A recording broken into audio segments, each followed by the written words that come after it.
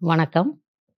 செம்மொழி தமிழாய்வு மத்திய நிறுவனத்தின் செம்மொழி பல்லூடக மையத்தின் வாயிலாக கணபதி என்ற தலைப்பில் உங்களுடன் உரையாற்றலாம் என்று வந்திருக்கின்றேன். பொதுவாக நாம் சிற்பக்கலை மரபை பற்றி அறிந்திருக்கின்றோம்.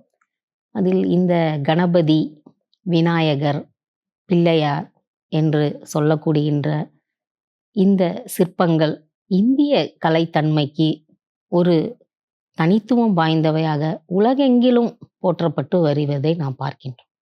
பொதுவாக விநாயகரை தொடங்கிதான் எந்த ஒரு செயலையும் செய்தல் என்பது நம்முடைய மரபாக இருந்து வருகின்றது.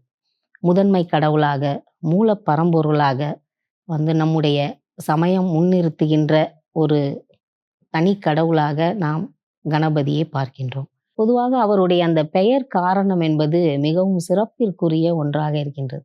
கணபதி, கணங்களினுடைய தலைவன். இந்த கணங்கள் என்பது என்றால் என்ன? இப்போ கணங்கள் என்றால் நாம் பொதுவாக கணங்கள் என்று கூறுவது பூத கணங்களா, பேய் கணங்களா, இது போன்ற என்ன மாதிரி கணங்கள் என்றால் என்ன விதமான ஒரு பொருளை அது தருகின்றது என்று நாம் ஒரு மானுடவியல் நோக்கில் ஆராய்ந்தால், கணம் என்பது பழங்குடி மக்களின் அந்த கூட்டமைப்பு, பழங்குடி சமூகங்களின் ஒரு கூட்டமைப்பை தான் கணங்கள் என்று கூறுவது வழக்கம். இம்மாதிரியான இந்த கூட்டமைப்பு, இந்த பழங்குடி மக்கள் சமூகத்தை சார்ந்த மக்களினுடைய ஒரு கூட்ட அமைப்பு பல்வேறு கண தொகுதிகளாக வட இந்தியாவில் மௌரியர் ஆட்சிக்கு முன்பாக இருந்து வந்ததை நாம் இந்திய வரலாற்றில் பார்க்கின்றோம்.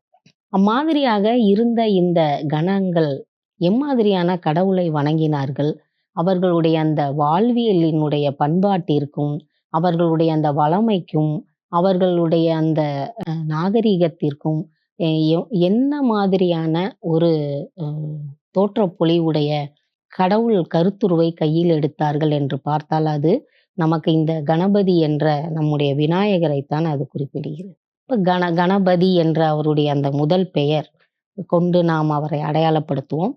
பொதுவாக அவரை நாம் குறிப்பிடுவது யானை தலை கடவுள் அல்லது யானை முக கடவுள் என்றுதான் அவரை குறிப்பிடுவது வழக்கம். ஏனென்றால் யானை தலையையும் மனித உடலையும் கொண்டவராக அந்த உருவம் அமைந்திருக்கிறது. நாம் பொதுவாக இந்த கணபதி என்ற இந்த உருவ அமைதி, இந்த படிம கலையை பற்றி பல்வேறு அறிஞர்கள் உலகெங்கிலும் ஆராய்ந்து இருக்கின்றனர்.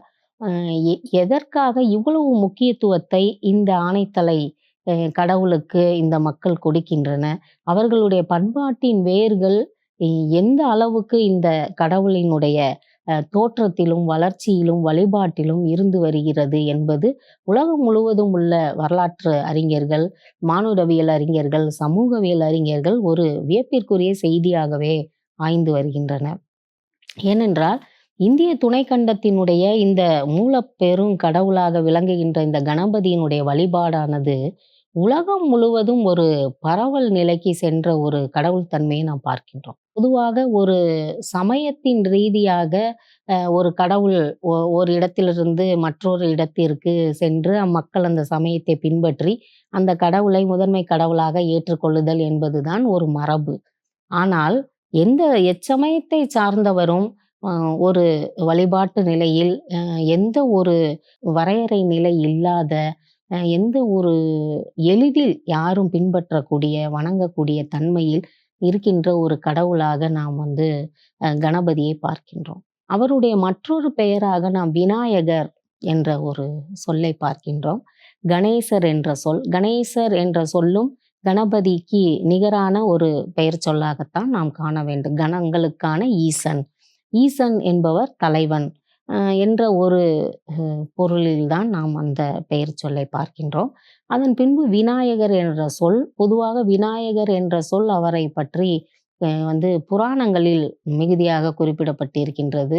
மற்றும் நம்முடைய இலக்கியங்களிலும், அதாவது கணபதி பற்றி பாடுகின்ற அல்லது இலக்கியத்திற்கு ஒரு காப்பு செயல் எழுதும் பொழுதும் இந்த பெயர் சொல் கையாளப்பட்டிருக்கிறது. விநாயகர் அகவல் என்ற ஒரு அகவலை அதுக்கு ஒரு மிக சரியான சான்றாகவும் விளங்கி இருக்கிறது. ஆக இந்த கணபதி விநாயகர் என்றால் தமக்கு மேல் ஒரு தலைவன் இல்லாத நிலையை அது குறிப்பிடுகிறது. இந்த 3 பெயர் சொல்லுக்கும் முந்தையதாக ஒரு பெயர் அவருக்கு விளங்கி இருக்கிறது. அது விக்னேஸ்வரன் என்ற சொல். அது ஒரு முக்கியமான கணபதியை பொறுத்தவரை, பிள்ளையாரினுடைய அ ஆய்வை பொறுத்தவரை இந்த சொல் வந்து அவருடைய எல்லா விதமான பண்புகளையும் சித்தரிக்கின்ற ஒரு தன்மையை வந்து நமக்கு காட்டுகிறது. இந்த ஆனைமுக கடவுளினுடைய இந்த விக்னேஸ்வரம் என்ற இந்த சொல்லானது விக்னங்கள், விக்னம் என்றால் குறை, குறைகள். இந்த குறைகளை தீர்க்கின்ற அல்லது விக்னம் என்றால் குற்றங்கள், குறைகள் அல்லது துன்பங்கள் இவற்றை எல்லாவற்றையும் வந்து கொடுக்கின்ற ஒரு கடவுளாக, விக்னங்களை கொடுக்கின்ற ஒரு கடவுளாக அவர் வந்து அந்த பழங்குடி சமூகத்தில் அந்த மக்களால் வந்து ஒரு பயத்துடனும், ஒரு அச்சத்துடனும், ஒரு அ அந்த தன்மை விலக வேண்டும் என்ற ஒரு நிலைக்காகவும் அவரை வணங்கி வந்த நிலையைத்தான் நாம் பார்க்கின்றோம். ஏ.கே. குப்தே என்பவர் இந்த ஆய்வை முன்னெடுத்து ஆனைத்தலை கடவுளினுடைய இந்த ஒரு சிறப்பான ஒரு தன்மையை வந்து அவர் பதிவு செய்திருக்கிறார். அவர் வந்து முதலில் வந்து அவர் கண்டது வட இந்தியாவில் இந்த ஆனைமுக கடவுளினுடைய தோற்றமானது வேளாண் குடிகளிடம் இருந்துதான் தோன்றியது என்று அவர் அறுதியிட்டு தன்னுடைய ஆய்வில் கூறியிருக்கிறார்.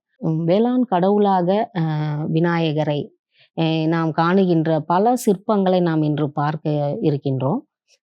அந்த நிலைக்கு ஒரு முன்னோடியாக அவருடைய ஆய்வில் அவர் வந்து அந்த உழவு தொழிலில் ஈடுபடுகின்ற மக்கள் பொதுவாக அந்த சோளத்தட்டையை அவர்கள் அறுவடை செய்து கொண்டு செல்லும் பொழுது மற்றும் அந்த அதிலிருந்து அவர்களுக்கு தோன்றிய ஒரு கருத்துரு இதுதான் வந்து ஆனைமுக கடவுளினுடைய தோற்றத்திற்கு, அதாவது உருவ அமைப்பிற்கு அந்த படிம கலைக்கு ஒரு வித்திட்டது என்பதாக அவர் தன்னுடைய ஆய்வில், மானிடவியல் அறிஞர் அவர், அந்த ஆய்வில் அவர் வந்து முன்னெடுத்து வைக்கிறார்.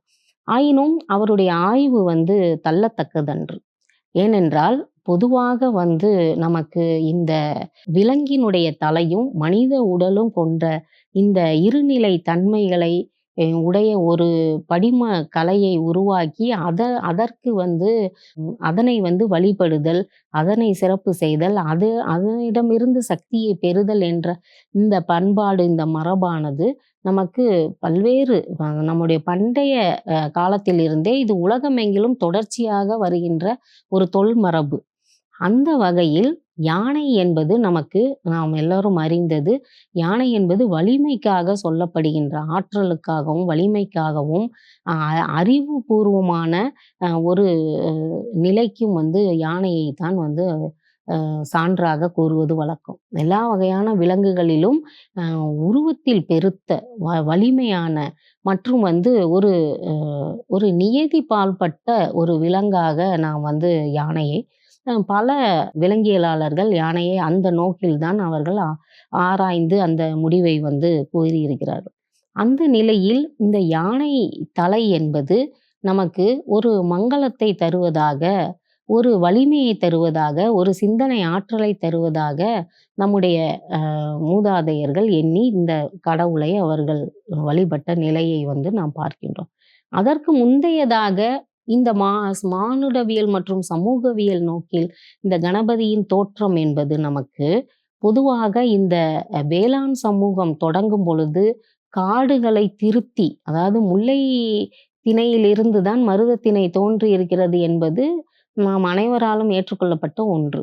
ஆக முல்லை திணை என்ற அந்த காடு சார்ந்த பகுதியையும் காடு திருத்தி அதை வேளாண் நிலமாக மாற்றுவதற்கு பழங்குடி மக்கள் யானைகளை பயன்படுத்தி இருக்கின்றனர் என்று வந்து பல நம்முடைய தொல்லியல் ஆய்வுகள் வந்து தெரிவிக்கின்றன. யானைகள் பொதுவாக குறிஞ்சி நிலத்தினுடைய விலங்காக அது இருக்கின்றது. இந்த குறிஞ்சி நிலமும் முல்லை நிலமும் வந்து ஒருபாற்பட்டது. ஆக இந்த குறிஞ்சி நிலத்தில் உள்ள இந்த விலங்கு முல்லை நிலத்தில் வந்து பழக்கப்பட்டு பின்பு முல்லை நிலத்திலிருந்து மருதத்திணையாக அது உருவாவதற்கு, நான் சொல்வது தமிழ் நிலத்தினுடைய தன்மையை வைத்தல்ல, உலகம் முழுவதுக்குமான ஒரு பொதுவான ஒரு தன்மையைத்தான் இப்பொழுது கூறிக்கொண்டிருக்கின்றேன். அந்த வகையில் இந்த வேளாண்மை தோற்றத்திற்கு மிக முக்கிய காரணங்களில் ஒன்றான மனித உழைப்பு, மனித முயற்சி, கூட்டு உழைப்பு இவற்றை தாண்டி இந்த விலங்குகளை பயன்படுத்துதல் என்ற இந்த வளர்ப்பு விலங்குகள், அதாவது கால்நடை சமூகம். இந்த கால்நடை வளர்ப்பு சமூகம் என்பது நமக்கு முழுவதும் முல்லைத்திணைக்குரிய ஒரு தொழிலாக பார்க்கின்றோம். அதன் பின்பு மருதத்திணையில் நாம் உழவு தொழிலை பார்க்கின்றோம். இந்த இரண்டுக்கும் இடைப்பட்ட நிலையில் ஒன்று இருக்கின்றது. அது கால்நடைகளை பழக்குதல் என்பது. கால்நடைகளை வீட்டு விலங்குகளாக பழக்குதல் என்பது மிகவும் முக்கியமான ஒன்று. அந்த வகையில் யானையும் நமக்கு அந்த வளர்ப்பு விலங்குகளினுடைய வரிசையில் இவ்வாறான உழவு தொழிலுக்கு பயன்படுத்தப்பட்டிருக்கின்றது. அந்த வகையில்தான் ஏகே குப்தே அவர்கள் எப்படி வேளாண் கடவுளாக இந்த ஆணை தலையை கொண்ட கடவுள் முன்னிறுத்தப்பட்டு அந்த மக்களால் வழிபடப்பட்டு வருகிறார் என்பதை அவர் குறிப்பிட்டுள்ளார்.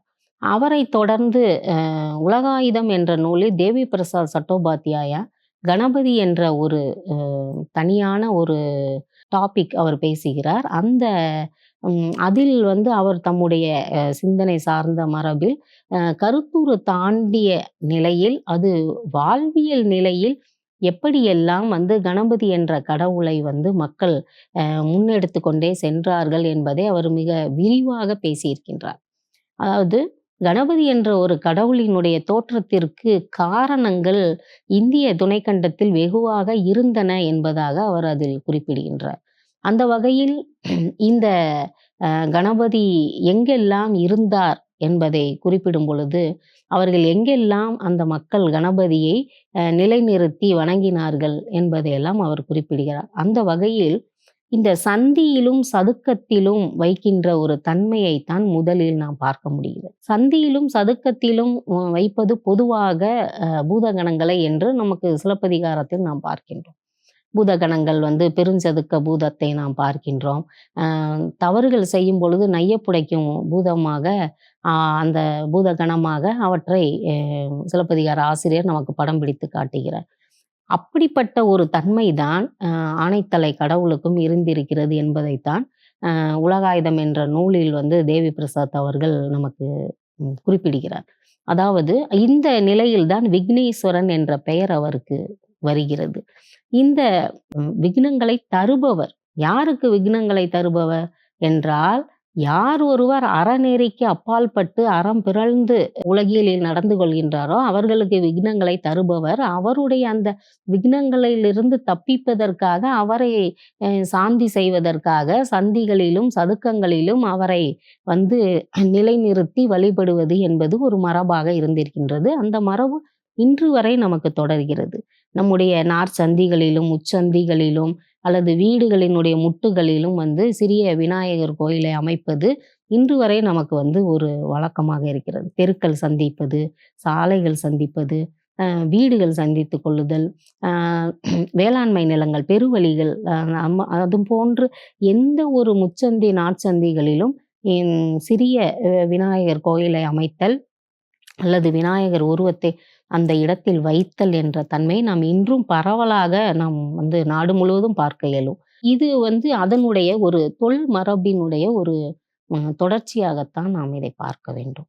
அந்த வகையில் கணபதி என்பவர் முதலில் விக்னங்களை தருபவராக, அவர் மேல் அச்சம் கொண்டு அவரை வழிபடுகின்ற ஒரு தன்மையில் இருந்து விக்னங்களை களைபவராக, அவர் அவரை வழிபட்டால் துன்பங்கள் நீங்கும், குறைகள் நீங்கும் என்ற தன்மையில் நாம் அந்த வழிபாட்டை தொடர்ந்திருக்கின்றோம் என்று புரிகிறது.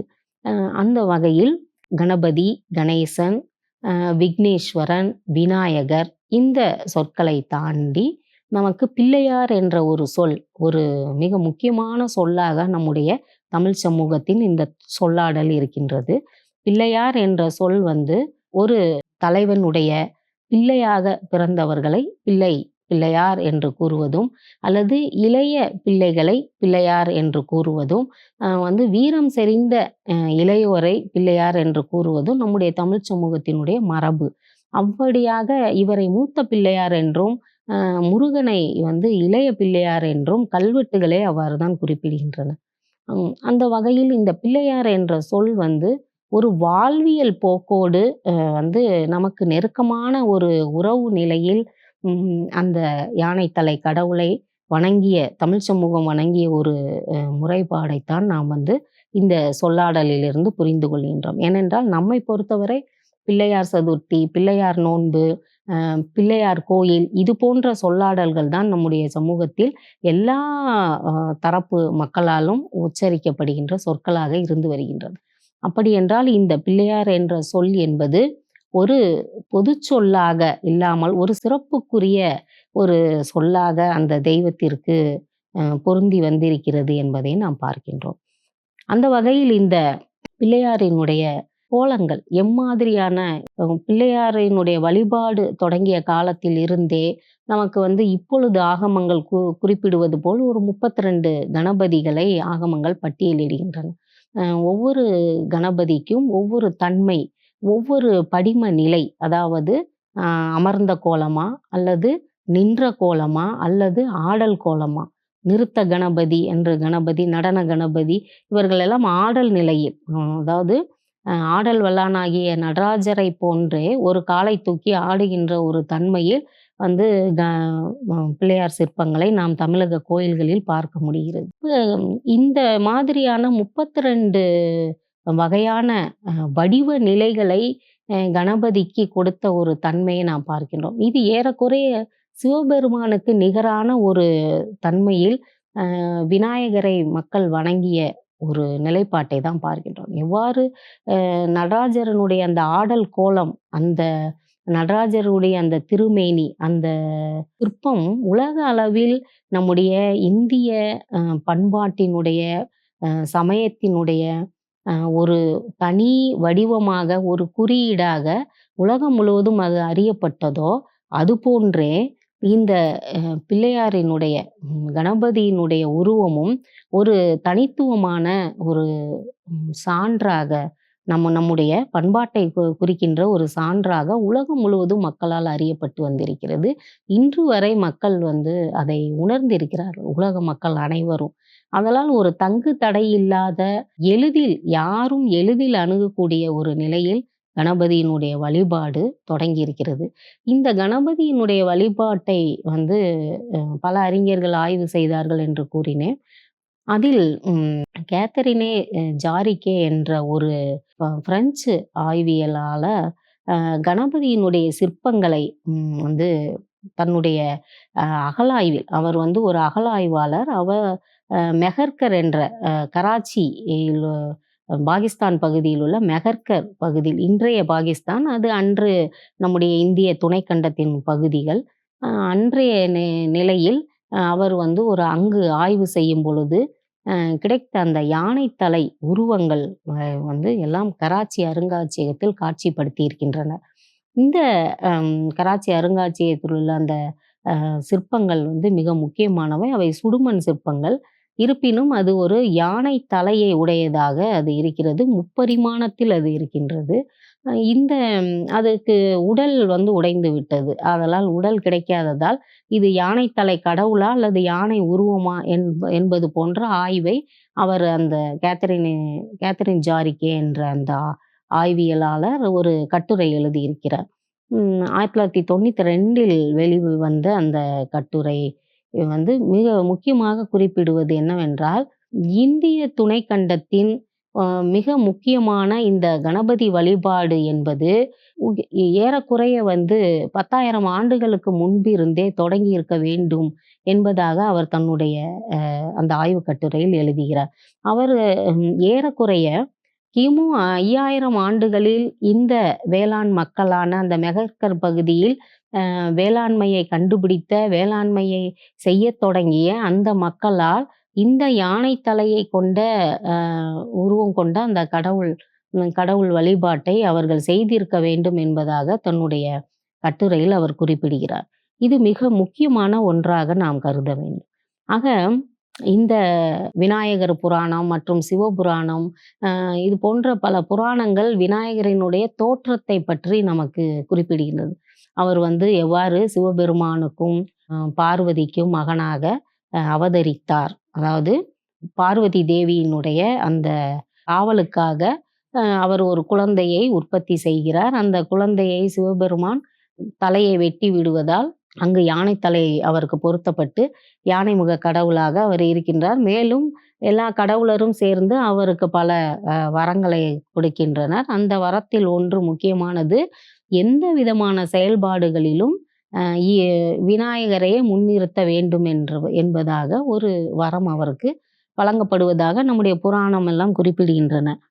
அந்த வகையில் பார்க்கும் பொழுது, இந்த புராணங்களை எழுதிய காலம் என்று வரலாற்று அறிஞர்கள் குறிப்பிடுவது ஒரு காலநிலை.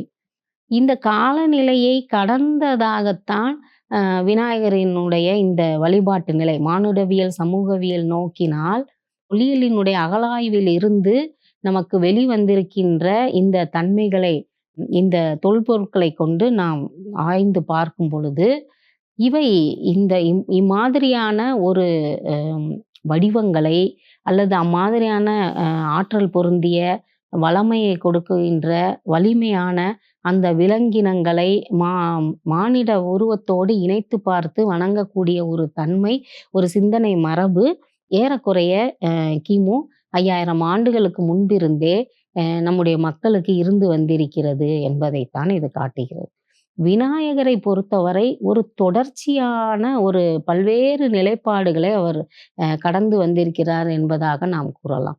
என்னெல்லாம் நம்முடைய இந்திய துணைக்கண்டத்தில் நாம் ஏற்கனவே குறிப்பிட்டவாறு சுதந்திர போராட்ட காலத்தில் பாலகங்காதர திலகர் விநாயகர் சதுர்த்தியை ஒரு குறியீட்டு விழாவாக அவர் கொணர்ந்து மக்களை ஒன்று சேர்க்கும் விதத்தில் அந்த சதுர்த்தி விழாவை அவர் ஒரு சிறப்பாக கொண்டாடுவதற்கு அறிவுறுத்தினார் என்றும், அது மக்களை கூடி இயங்குகின்ற தன்மைக்கு ஒரு வித்திட்டது என்பதை நாம் பார்க்கின்றோம். அதே போன்றே அதற்கு முந்தைய காலகட்டத்தில் மராட்டிய மன்னர் வீர சிவாஜியும் இந்த சதுர்த்தி விழாவை முகலாயர்களுக்கு எதிராக மக்களை திரட்டுகின்ற ஒரு தன்மையில் அந்த சதுர்த்தி விழாவை அவர் கொண்டாடினார் என்றும் நாம் பார்க்கின்றோம். அதற்கு முந்தைய காலகட்டத்தில் ஒரு 14ஆம் நூற்றாண்டில் இந்த விஜயநகர பேரரசு உருவாக்கத்திற்கு சற்று முன்பு இந்த மோரியா என்பவர் இந்த கணபதி வழிபாட்டை மீண்டும் ஒரு முதன்மைப்படுத்தி இருக்கிறார். அதாவது கிபி 8ஆம் நூற்றாண்டில் ஆதிசங்கரர் நிறுவிய இந்த அறுவகை சமயத்தில் ஒன்றான இந்த கணாதிபத்தியம், அதாவது கணபதியை முதன்மை கடவுளாக கொண்ட ஒரு சமய நெறியை அவர் குறிப்பிட்டிருக்கிறார். அந்த சமய நெறி ஏற்கனவே இந்திய துணைக்கண்டத்தில் நிலவி வந்த ஒரு சமய நெறி. அந்த நெறியை அவர் வரையறை செய்து அதற்கான வழிபாட்டு நெறிமுறைகளை விளக்கியதுதான் அந்த கணாதிபத்தியம் என்ற பெயர் கொண்ட அந்த தத்துவ நெறி, சமய நெறி. ஆக 8ஆம் நூற்றாண்டில் ஆதிசங்கரர் கொணர்ந்த இந்த கணாதிபத்தியம் என்று கணேசனை முதன்மையாக கொண்ட இந்த சமய நெறிக்கு அடுத்து தொடர்ச்சியாக எப்பொழுதெல்லாம் ஒரு சிக்கலான, இன்னலான துன்புறுத்தல்கள் நாட்டு மக்களுக்கு ஏற்படும் பொழுதெல்லாம் இந்த பிள்ளையார் வழிபாடு என்பது முதன்மைப்படுத்தப்பட்டு வந்திருக்கிறது என்பதைத்தான் நாம் வரலாற்று போக்கில் நாம் பார்க்க முடிகிறது. அந்த வகையில் 14ஆம் நூற்றாண்டில், அதாவது விஜயநகர பேரரசு தோன்றுவதற்கு மிக முக்கிய காரணமே நாம் அறிவோம். இந்த முஸ்லிம்களினுடைய படையெடுப்புகளால் மிகுந்த சேதாரங்களை சந்தித்து கொண்டிருந்த பொழுது தோன்றிய ஒரு பேரரசாக நாம் விஜயநகர பேரரசை பார்க்கின்றோம். அப்ப அதனுடைய காலகட்டத்திற்கு சற்று முன்பாக மோரியா என்பவர் இந்த கணாதிபத்தியத்தை மீண்டும் உயிர்ப்பித்து அதனை கணபதியினுடைய வழிபாட்டை ஒரு முதன்மை வழிபாடாக கொண்டு வந்ததை வரலாறு பதிவு செய்திருக்கிறது.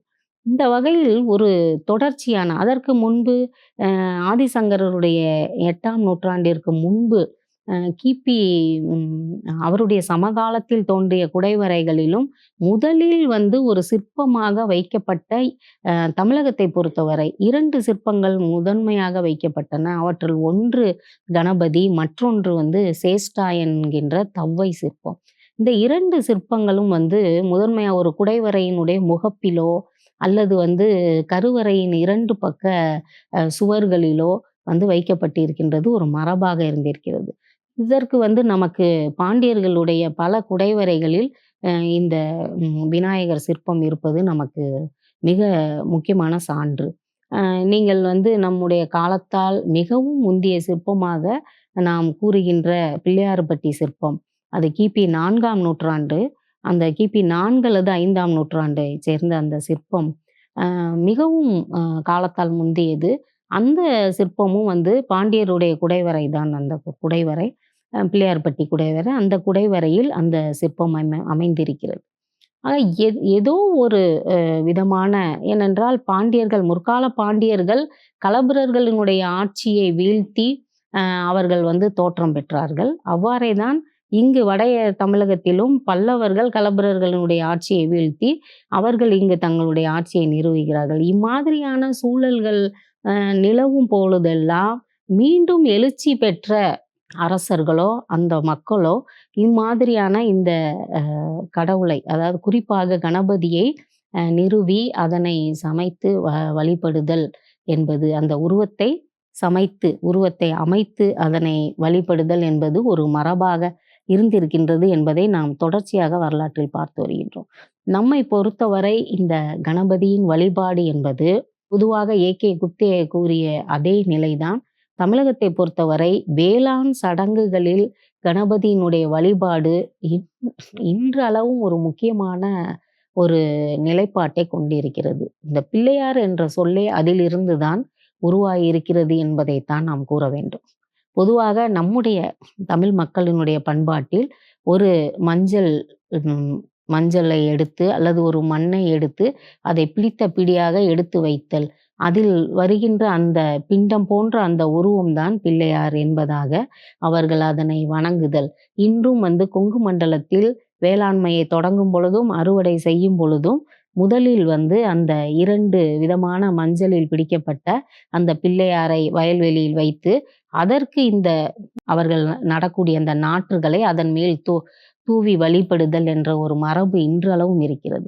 இந்த மரபு தான் நமக்கு பிள்ளையாருக்கு அருகம்புல்லை பயன்படுத்தி அவரை அர்ச்சனை செய்தல் வேண்டும் என்ற ஒரு தன்மையை நமக்கு காட்டி நிற்கிறது. இந்த கணபதியினுடைய இந்த வழிபாட்டு நெறியானது நமக்கு ஆகமங்கள் குறிப்பிடுவதும் புராணங்கள் குறிப்பிடுவதையும் தாண்டி ஒரு மானுடவியல் ரீதியான ஒரு பண்பாட்டு நிலையை நமக்கு காட்டி கொண்டே இருக்கின்றது. இதில் மிக முக்கியமாக நம்முடைய திருப்பரங்குன்றத்தில் இருக்கின்ற அந்த கணபதியினுடைய சிற்பத்தில் கையில் கரும்பு இருக்கிறது. இந்த கரும்பு இருக்கின்ற ஒரு தன்மையை நாம் பார்க்கின்றோம். மேலும் அவர் விளாம்பழத்தை கையில் வைத்திருப்பார், மாதுளம் கனியை அவர் கையில் வைத்திருப்பார். இவ்வாறு விவசாயத்தோடு தொடர்புடையவராகவே எப்பொழுதும் கணபதி காட்டப்பட்டு கொண்டே வருகிறார் சிற்ப படிமங்களில். இது அவருடைய அந்த நிலைப்பாட்டை காட்டுகிறது. அவர் ஒரு யானைத்தலை கடவுள், யானை முகத்தை கொண்டவர். அந்த யானையை அடக்குகின்ற அங்குசத்தையும் பாசத்தையும் அவர் கையில் வைத்திருப்பது ஏன்? ஏனென்றால் யானையை அடக்குவதற்கும் யானையை கொல்வதற்கும் பயன்படுகின்றது தான் அந்த கோடரி. அதனையே அவர் கருவியாக கையில் வைத்திருக்கின்றார். இது ஒரு முரணான நிலைப்பாட்டை மானுடவியல் நோக்கில் நமக்கு அது காட்டுகிறது. இதை பற்றியும் உலகாயுதம் என்ற நூலில் தேவி பிரசாத் அவர்கள் மிக விரிவாக ஆய்வு செய்திருக்கிறார். அவர் பொதுவாக அவர் ஒரு வேளாண் கடவுளாக தன்னுடைய கௌரி என்று சொல்லக்கூடிய தாவரங்களை, அதாவது பயிர் செய்யக்கூடிய அந்த தானியங்களை எல்லாம் ஒரு கட்டாக கட்டினால் அதற்கு பெயர் கௌரி. அதாவது எதையெல்லாம் நாம் நடப்போகிறோமோ வயல்வெளியில் அந்த விதை நாற்றுகளை எல்லாம் ஒரு கட்டாக கட்டி வைத்தால் அந்த கட்டுக்கு பெயர் தான் கௌரி. ஆக இந்த வேளாண் சமூகத்தினுடைய தாய் தெய்வமாக இருக்கின்ற இந்த கௌரி என்ற பெண் தெய்வத்தினுடைய இடத்தை விநாயகர் பிடித்து கொள்வதாக அவர் சொல்கிறார். அந்த நிலையில்தான், அதாவது ஏற்கனவே தாய் வழி சமூகம் வேளாண் சமூகம், அந்த வேளாண் சமூகத்தில் ஆண் வழி சமூகமும் இணைந்து, அதாவது கருவிகள் சேர்ந்த பின்பு, கருவிகள் உற்பத்தி ஆன பின்பு அந்த கருவிகளை பயன்படுத்தி வேளாண் சமூகம் அதிக உபரி உற்பத்தியை உருவாக்கும் பொழுது அந்த நிலையில் இந்த ஏற்கனவே தாய்வழி சமூகம் செய்து வந்த அந்த வேளாண் தொழிலில் இப்பொழுது ஆண் மக்களும் சேர்ந்து உழைத்தல் என்ற ஒரு நிலையில்தான் இந்த கடவுள், அதாவது வேட்டை கடவுளாக இருந்த இந்த யானை முகம் கொண்ட இந்த கடவுள் வேளாண்மை நிலையில் அவர் உட்புகுந்து அங்கும் அவர் தெய்வமாகிறார் என்ற ஒரு கருத்தை அவர் முன்வைக்கிறார்.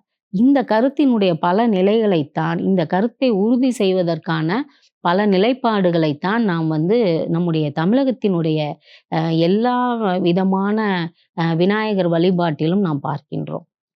பொதுவாக இந்த விநாயகரை பிடித்து வைத்து வணங்குதல், அதன் பின்பு அதை கரைத்து விடுதல், இந்த தன்மைகள் எல்லாம் நம்முடைய மரபு.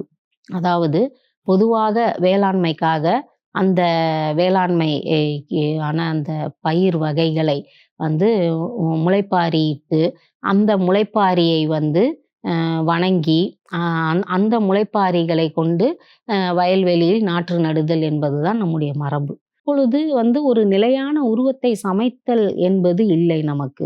எது முளைப்பாரியோ அதுவே நமக்கு கடவுள் வடிவம்.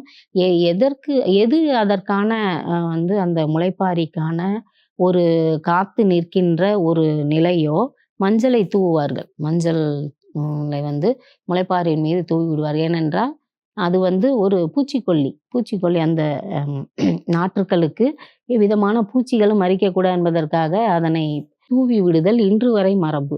இவ்வாறு ஒரு மஞ்சள் நூலை கொண்டு அந்த முளைப்பாரி பயிரை கட்டுதலும் நம்முடைய மரபு. இதுபோன்றே அந்த மஞ்சளினால் ஆன ஒரு பிடியை எடுத்து முன்வைத்து அதனையே தெய்வமாக ஒரு பாவையாக நினைத்து வணங்குதல். இந்த நிலையில்தான் இந்த பிள்ளையார் வழிபாடு என்பது நம்முடைய தாய் தெய்வத்திற்கு நிகராக நம்முடைய சமூகத்தில் இணைந்து விட்டது. அந்த வகையில்தான் நாம் எப்பொழுதுமே தாய் தெய்வ வடிவத்தை ஆற்றங்கரைகளில் அதனை சோடித்தல் என்று நாட்டார் வழக்கில் கூறுவார்கள். அதாவது ஏதாவது ஒரு பங்குனி நாளில், ஒரு மாசி பங்குனி அல்லது ஆடி, இது போன்ற ஏதாவது ஒரு பட்டம் என்று கூறுவார்கள். குறிப்பாக அந்த வேளாண்மை நிலம் சார்ந்த மக்கள் ஆடிப்பட்டம், ஐப்பசி பட்டம், சித்திரை பட்டம், இது போன்று பட்டம் என்றால் அந்த நடவுக்கான காலம்.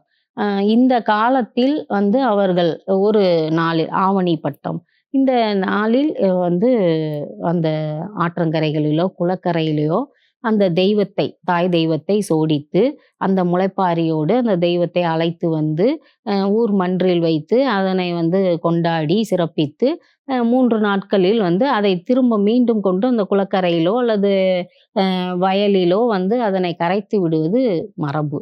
அந்த மரபு அப்படியே நமக்கு கணபதியினுடைய வழிபாட்டிற்கு செல்வதை நாம் பார்க்கிறோம். இவை எல்லாமே வளமைக்காக நம்முடைய மக்களினால் மேற்கொள்ளப்பட்ட ஒரு வழிபாடு, வளமை சடங்கு. இந்த வளமை சடங்கு வயல் ஏனென்றால் தாய் தான் உற்பத்தியை செய்ய முடியும். தாய் தான் ஒரு உற்பத்தியை செய்விக்கிறாள், ஒரு மகவை தோற்றுவிக்கிறாள். அதனால் அவளுக்கு தான் அந்த சக்தி இருக்கிறது என்ற ஒரு நம்பிக்கையிலும், மேலும் தொல்பழங்காலத்திலிருந்து பழைய கற்காலம், அதாவது உணவு தேடுகின்ற அந்த வேட்டை சமூகத்திற்கு அடுத்த நிலையில் உணவு உற்பத்தி செய்கின்ற சமூகமாக மக்கள் மாறிக்கொண்டிருக்கின்ற நிலையில் முதலில் வேளாண்மையை கண்டுபிடித்தவள் பெண் என்பதால் வேளாண்மையில் பெண்ணே முதன்மை தெய்வமாக காலங்காலமாக இருந்து வருகின்றார்.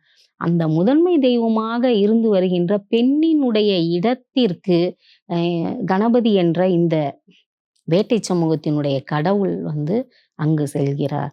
இதைத்தான் நாம் எல்லா விதமான நிலைகளிலும் பார்க்கின்றோம். அதனால்தான் எப்பொழுதும் நாம் அன்றாடம் நம்முடைய இல்லங்களில் ஒரு ஒளிப்படம் தவறாது இருக்கும். ஒரு சுவரில் நாம் மாட்டியிருப்போம் அல்லது நம்முடைய பூஜை அறையில் இருக்கும். அதில் மகாலட்சுமி, சரஸ்வதி, நடுவில் இவர் இருப்பார். இவர் இருக்கின்ற இடம்தான் கௌரி என்று சொல்லப்படுகின்ற அந்த வேளாண்மைக்குரிய தெய்வமான அந்த உமையினுடைய, பார்வதியினுடைய இடம். அந்த இடத்தில்தான் நாம் இப்பொழுது கணபதியை வைத்து வழிபடுகின்ற ஒரு மரபை பார்க்கின்றோம். ஆக 3 தன்மைக்கான முப்பெரும் தேவியராக இக்கடவுளரை நாம் உருவாக்கும் பொழுது எந்த இடத்தை இவர் பிடித்திருக்கின்றார்? அப்படி என்றால் அவர் அந்த தாய்க்கு பிள்ளையாக, அந்த தாயினுடைய தொழிலை செய்பவராக, அவருக்கு அந்த தாயினுடைய தொழிலுக்கான, உற்பத்திக்கான, சக்திக்கான, ஆற்றலுக்கான ஒரு பிள்ளையாக இவர் உருவெடுத்திருக்கிறார் என்ற தன்மையில்தான் கணபதியினுடைய வழிபாடு என்பது நமக்கு தொன்று தொற்று நிகழ்ந்து வந்திருக்கிறது. இவை எல்லாவற்றையும் தாண்டி நமக்கு ஒரு சில சமய கருத்துக்களும் இருக்கின்றன. அதில் ஒன்று பௌத்த மதத்தினுடைய ஒரு கருத்து. அதாவது பௌத்த அ சமயத்தில் இந்த யானை என்பது மிக முக்கியமான ஒன்று.